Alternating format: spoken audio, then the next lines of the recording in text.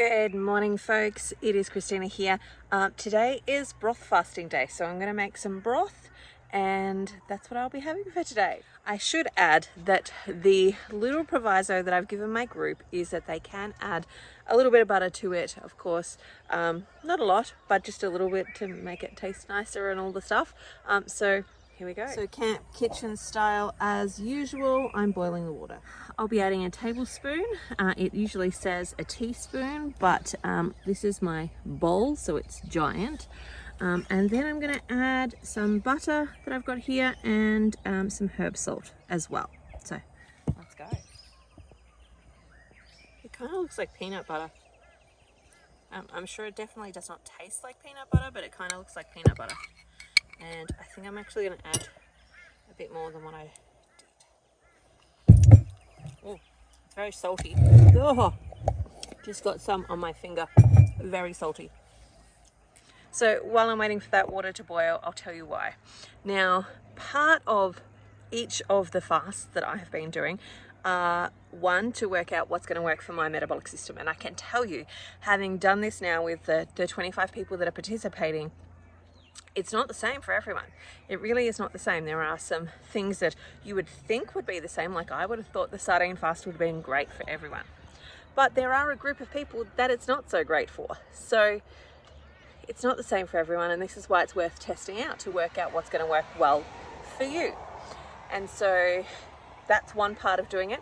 The other part of doing a broth fast is to kind of work up our metabolic systems to being able to do a longer broth fast or a water fast if we want to.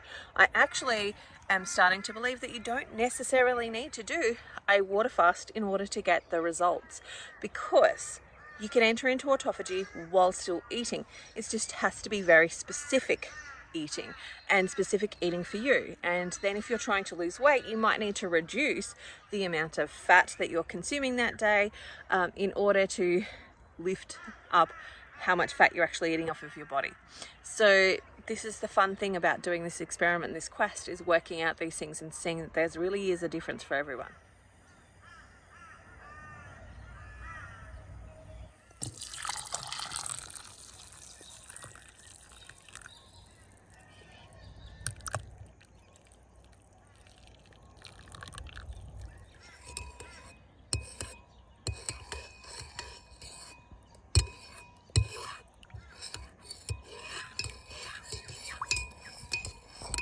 Surprisingly a milky kind of color, which I was not actually expecting. I was expecting it to be more of like a brownie type color, but hey, what I'm going to do is, it's actually really hot. I am going to taste a little bit of it and see if it needs more salt, and then add some butter to it.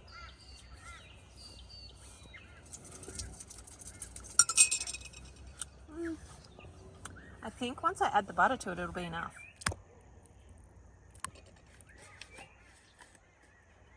Okay, so I did decide to add a little bit of salt and pepper to it, and of course my butter is in there. This is breakfast. Now, podcast time. I've got 2 podcast interviews today, so I'm gonna go drink my broth, get myself all ready for the podcast episodes. I've got a business client today as well, so busy day. And I would highly recommend picking to do these things on days when you've got stuff to do. Don't be sitting around and thinking about food all day on a day when you're only eating things like broth.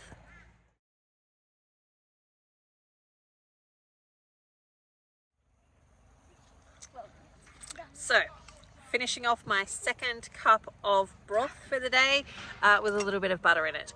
Now, so far my numbers have not done nearly as well as when I did the butter fast, and I put a considerable amount of butter in my broth, so it was like lots of butter and maybe a little bit of broth.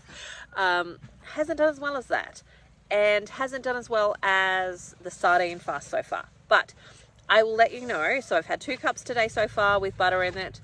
A little bit, probably about a heaped tablespoon of butter each, and I will let you know tomorrow what I do, whether I have any more tonight or whether I just go to bed and hunker down, and what my numbers are. So I'll let you know what those are. Good morning. It is the day after my broth fast, and interesting results.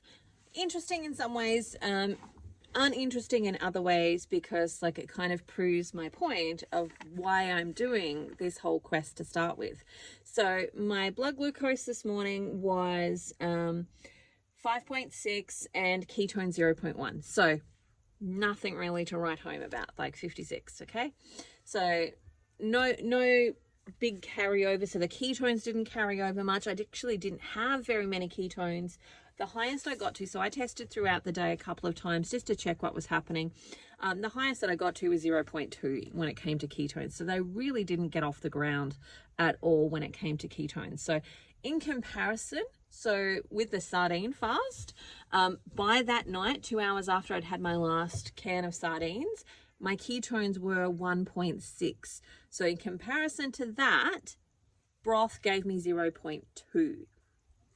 So they really didn't get off the ground in any way, shape or form. So this is kind of what I've been speaking about when it comes to hyperinsulinemia or insulin resistance. When you've got too much insulin, the fasting where you're not consuming a fat source is actually not going to be helpful for you because it's not getting you out of ketosis.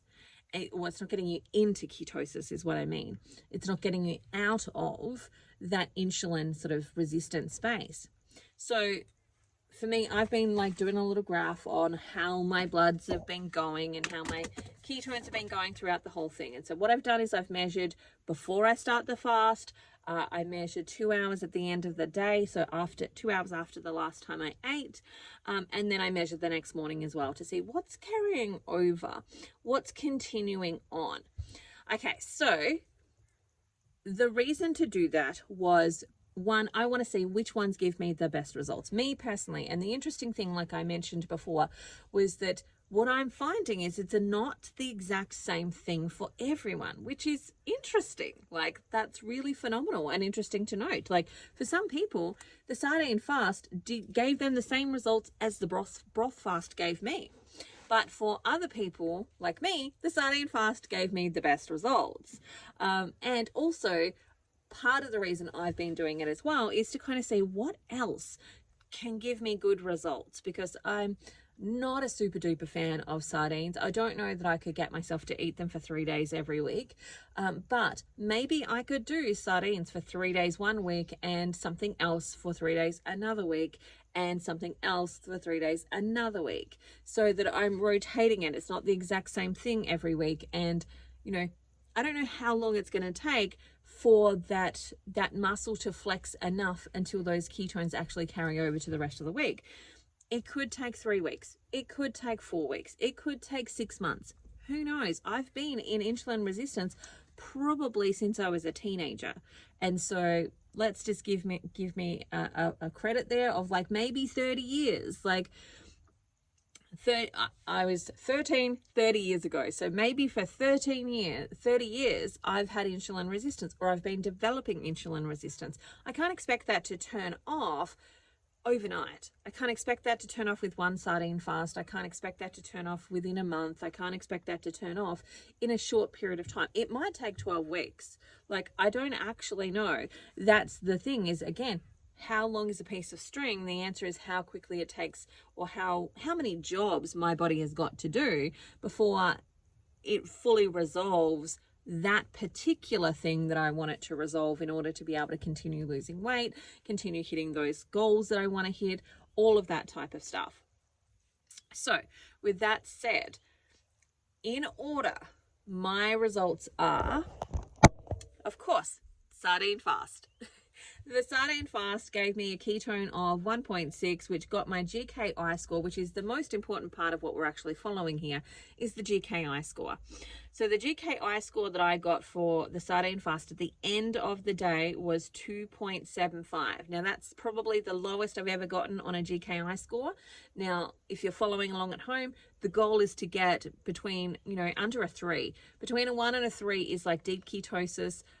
Under a 1 is like super duper awesome therapeutic ketosis. We're like literally killing, cancer cells at that point, etc., etc., getting all of the benefits. But under a 3, we're getting the benefits of autophagy, which is the reverse aging benefits, the benefits that I want to be getting so that I don't then need to have surgery. And I probably will still need to have surgery, but I want to do the best that I can to avoid it as much as possible, knowing that I may still need to have it anyway. So I want as much benefits from autophagy as I possibly can get, as well as the healing benefits. Like, again, if you're hearing this word autophagy for the first time, autophagy essentially means eat thyself.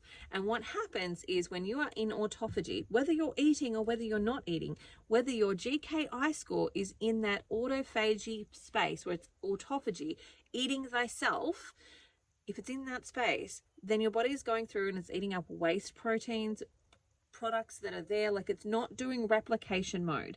It's not replicate. It's repair. And it's repairing mode. So it's doing the stuff of repairing the damage that's actually been done to your body, so that when it replicates again, it does so from a healthier space. And so that is the reason that we want to get into that place of autophagy. And one of the things, like if you were to go and look at autophagy and look at intermittent fasting and look at all of those things, what you would hear is like all of these benefits from doing that, and you have to not eat food. And you just get it from not eating food. But what I'm actually following with the pathology is that that's not actually the case, because somebody like me, I can easily do a 24-hour fast or 38-hour fast. I've done a 42-hour fast, water fast, no problems. Still did not get into ketosis. Still did not get into that state of actually using fat as a fuel source, and basically just made myself miserable because I have no primary fuel source when I'm not eating carbohydrates and protein, because I wasn't eating protein either. And when I'm not eating those things, my body has to use my own proteins to make glucose in order to fuel my body, because it's not tapping into ketones. It's not tapping into fat as a primary fuel source if you are not developing ketones. And so for me, and it's probably a frustration that I see for many women who are maybe 35 plus, in this space of keto, of carnivore, of low carb, high fat, even, where they're told to do things like intermittent fasting. But it is completely useless to you if you're not getting into ketosis. Like, you're not getting the benefits that you want to be getting if you're not getting into ketosis. And so that is why, this is why we're doing things like the sardine fast, and looking at other things that are going to lift your ketones so that you can get into ketosis and you can actually burn the fat on your body as a fuel source and get all the benefits of autophagy and ketosis and all of that sort of stuff. So back to my results. Sardine fast clearly was a winner. The next best one for me is the butter fast. Now, this surprised me because I thought, a couple of weeks ago, I did the butter fast, where basically the way that I did the butter was I put it in broth. So I put big chunks of butter in broth. Now, yesterday when I did the broth fast, I put no more than about a tablespoon of butter in my broth. It was mostly broth with a little bit of butter, whereas the butter fast was mostly butter with a little bit of broth. And so that fast did, so I expected that the broth fast would probably do really well because of how I went with the butter fast, but it didn't. And it really is, for me, the key is the fat. The fat is the thing that actually really helps me get into ketosis. And so the butter fast was the next best one, with my GKI score of 7.4 at the end of the day. And then the next one after that was the beef and butter fast. So there's a theme there with butter, which got me a GKI score of 13.75. So 13.75, and then the next one after that was the fat fast. Now, I don't know if the fat fast would have done better had I maybe not had so much pork, if I'd maybe had some beef. I can test that and play around with that to see if that's going to get me some good results. But if I'm looking at what are the ones, like if I'm thinking about 4 fasts that have done well for me, I would put them in order of broth, butter, sorry, sardines, not broth. Broth did not do anything, and I'm just like super hungry and hanging out to eat this morning. So sardines, the butter fast, beef and butter, and then the fat fast. So those will be my 4 that I will probably carry on. And what I'll do is rotate them so that it isn't boring and I don't keep doing the exact same thing. And it means that I don't go, oh my God, it's Wednesday. I hate Wednesdays because all I eat is sardines on Wednesdays. Like I'm going to shift it up and change it around so that it doesn't get stuck and stagnant. Now, the next phase of my little experiment here and my quest here is to test out what type of fasting works best. So for me, is alternate day fasting giving me better results than blocks of fasting? So for example, one of my thought processes here, and again, this is an experiment, it's a journey, I'm working out what works for me, and that's why my participants are doing it as well. They're working out what works well for them versus what works well for me, because alternate day fasting might work brilliantly for me, but not so much for them. They've also got to figure out, how does it fit into your lifestyle? Does it fit well into your lifestyle? Does it not fit well into your lifestyle? How's it going to work from that perspective? So for me, the next part is to do alternate day fasting. And I probably am going to pick the sardine fast because I'm at the place of like, I'm super hanging out to actually get the results. But here's my thought process, right? So I have been measuring what ketones have been carrying over to the next morning. The butter fast gave me higher ketones the next morning than the sardine fast. Even though the sardine fast gave me a really high ketones the night before, the next day it dropped down to 0.3. With the butter fast, my ketones went to 0.7 and they stayed at 0.4 the next day. And so if I have 1 day on, 1 day off, 1 day on, 1 day off, 1 day on, am I consistently just edging my ketones up a little bit higher than if I do 3 days of butter fasting, sardine fasting, and get those ketones right up high, but then 4 days off? I don't know the answer to that. And that's the point.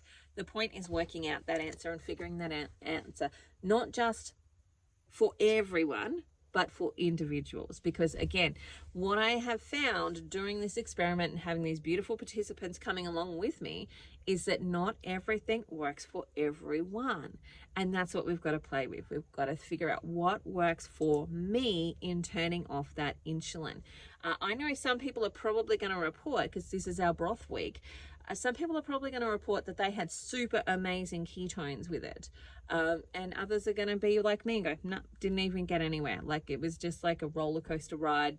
Didn't even get to the peak of the pinnacle or anything like that. And that's the whole point, is to work those things out. And the people who are not getting anywhere with a broth fast, they're not going to get anywhere with a water fast. A water fast is not going to actually get them anywhere because they're not tapping into ketones. And again, this is my point, and it's the frustration that I and probably many of my fellow explorers in this have found, is that the message is just eat meat and it'll figure itself out and you don't need to do anything else, etc., etc. But the truth is, it's not just that, and there is a lot more going on than just eat meat and it'll all work itself out. Certainly eat meat's going to help, right?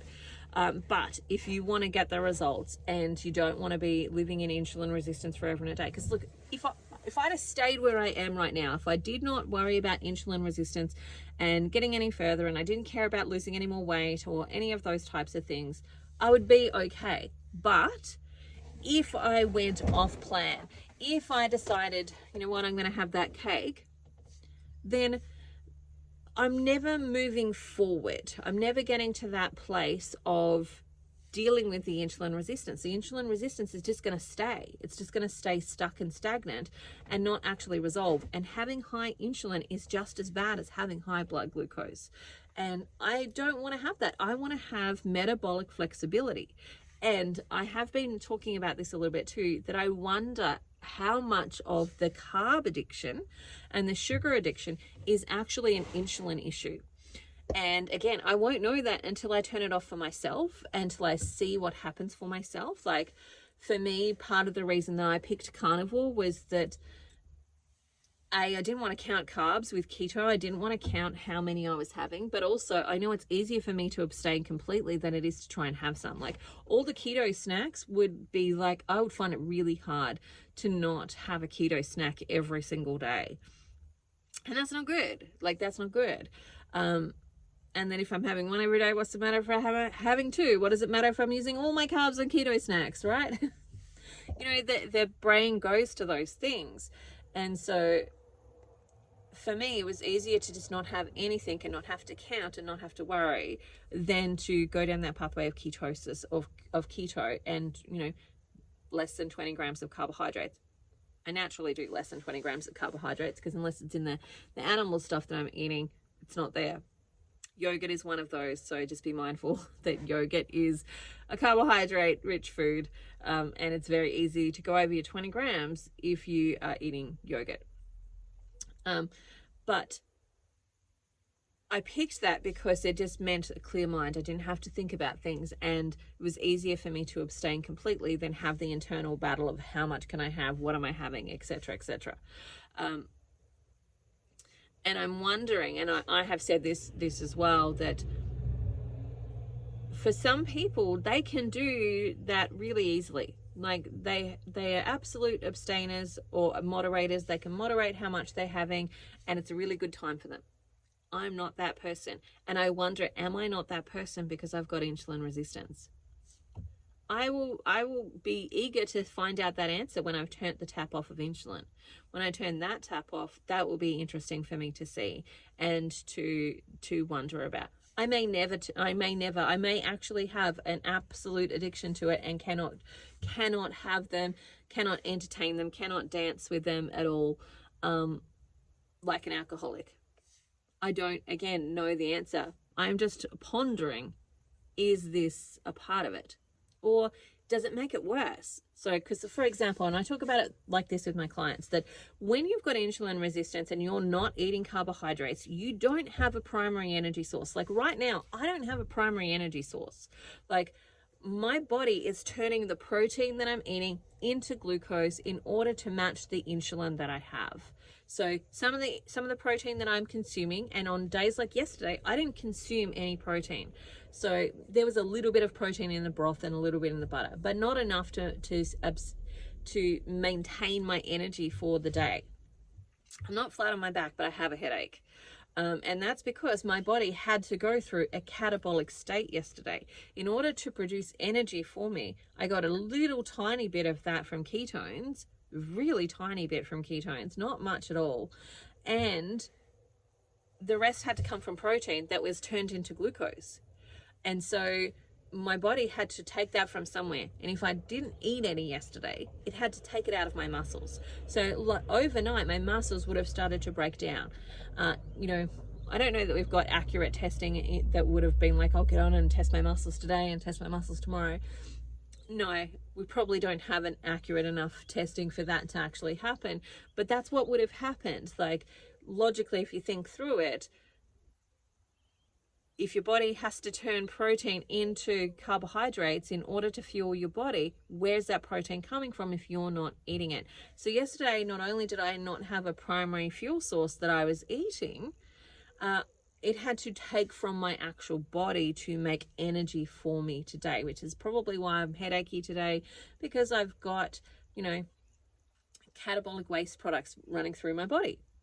And that's why we want to turn off this insulin resistance. We want to turn it off because we want to stop tapping into protein. Like even when I'm eating protein, right? Eventually at some point, and this is what I see with a lot of women, is that, and I say women simply because that's most predominantly who I work with. What happens is that they do really great on any diet. So they're doing great on Jenny Craig. They're doing great on Weight Watchers. They're doing great on Light and Easy. They're doing great on the optimal shakes and all the other whiz bang things that they could be doing. HCG, etc., etc. Right? They're doing great on all of those. But then they get to a point where they can't move forward, where they can't pass a certain line. And what they then do is like cut down their calories a little bit more to try and squeeze a bit more out. And eventually their mind just is fixated on food because they're literally starving, because they don't have a primary fuel source. And they're not tapping into fat as a fuel source. They're not getting into ketosis. So they're not tapping into fat as a fuel source. They're not eating much when it comes to, so depending on what program they're doing, they might not be eating any carbs, or very little carbs. And protein. So then protein has to be a fuel source for them, which is a catabolic state. It takes energy from your body to turn protein into glucose. It's much more work for your body to do that. It doesn't want to do that. And so it's not its preferred method in any way, shape or form. It's an emergency method, and it doesn't want to use that. And so your body will be, your brain in particular, will be screaming out to you, eat food, eat food, eat food. And it'll look for the sugariest, the fattiest, whatever food it can get its hands on to do that. And so these women have massive cravings for food that they just cannot humanly resist in our world today. Like if they were in a concentration camp and the food wasn't there, they would have no other choice, right? They might chew on some leather, or they might chew on something to actually try and abate them a little bit. But in our world where we've got an oversupply of food, like products, it's like super challenging to resist that. And eventually they give in, and eventually they then start this cycle of, I have no willpower, I can't do anything, I'm stupid, I'm fat, I'm ugly, I'm blah blah blah, all of the different labels that they claim as themselves, as who they actually are.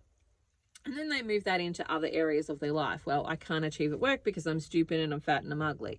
Like all of the different things that they would say to themselves. I can't have the relationship that I want because I'm stupid, fat and ugly. And I'm just saying whatever, right? You'll have your own things. Everyone will have their own interpretation of those particular words, those particular phrases that they will say when they go through those moments. So it spills out into the rest of your life. It doesn't just actually stay within this part of your actual life. Like, I can never be the pretty one. And it spills out into the rest of your life. And so for me, I don't want to stay in that place, because eventually, like, my body's, it's going to continue to get harder to stay carnivore if I can't switch into ketones, if I can't switch ketones on. And again, the frustration that I think myself and many other women have heard, especially from our male counterparts, is just fast. And for me, this broth fast just proved it. I lifted my ketones by 2 points, by point, not even a whole point, by a point of a point. Like, my ketones came to 0.2. I started with 0 ketones that morning. I got it to 0.2. That's not going to sustain me. And if I kept going, yes, that might get a little bit higher, but how many days would I have to not eat to get that higher? Versus the butter fast, which got me to 0.7 in 24 hours. Or the sardine fast, which got me to 1.6 in 24 hours, less than 24 hours, in 8 hours. Like, it doesn't make sense to put myself through the trauma and the challenge and the frustration of not eating until eventually my body is so depleted that it actually kicks into ketosis, versus eat my way back to health. And that's the key there. Eat my way back to health. Figuring out which ones of these actually help me get to that place. Because if I'm not eating protein, I would feel absolutely crap if I had to just do a broth fast or just do a water fast until my body went into ketosis. Because my body is breaking down muscle as a fuel source until it got into ketosis. And how long would it take? It might take 2 weeks. It might take 4 weeks. It might take 12 weeks. You don't actually know the answer to that. Maybe it got quick, maybe it got better, maybe it got quicker, etc., etc. But I'm going to feel pretty lousy and not be functional for myself, my family, my life during that time. It doesn't have to be that way. And that's my whole point of doing this experiment, is to show women in particular that it doesn't have to be that way. It doesn't have to be that way. You don't have to starve yourself. You don't have to do those things to get the results. You can get them. You just might need to do some other things that are slightly uncomfortable, but you're not starving. And you might need to play around with what's actually going to work. Like, seriously, if I absolutely hated sardines to the point that I couldn't do them, I could do the butter fast. I could do the beef and butter fast. Like the beef and butter fast gave me good results. I could do that. I could look at some other stuff. Like if I really hated it that much, I could probably go look at some exogenous ketones and get those. So BHB, sorry. Or I could, you know, if I wasn't carnivore, I could look at doing some MCT oil, etc., to try and get those ketones up. But food-based wise, I've got some options. And I can actually eat my way to health versus I've got to torture myself, starve myself, hold on skin tight, like white knuckle the ride to get to that place of health. It doesn't have to be that way. All right, that's it for me today. I hope you have the most amazing day ever. There's some more interviews coming your way, so watch out for those. Remember to like and subscribe. It helps me feed my family, and I'll talk to you again soon. Bye for now. See you later.